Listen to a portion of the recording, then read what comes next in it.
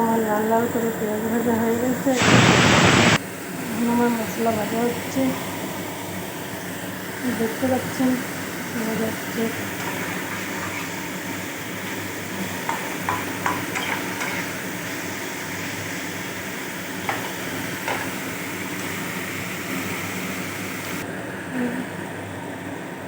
ভাজা হচ্ছে।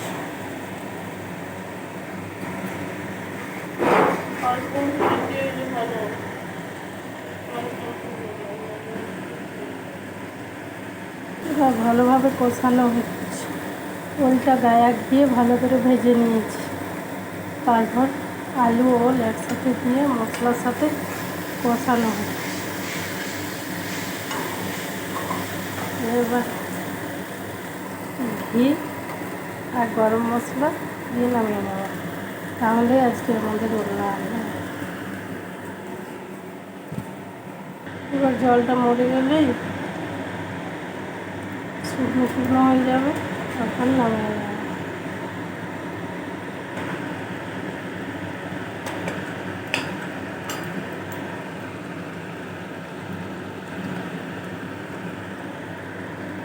দারুণ গন্ধ বেরিয়েছে।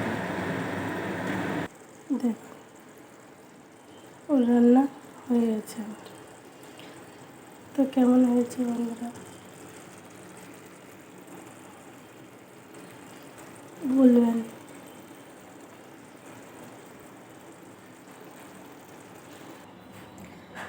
রেডি।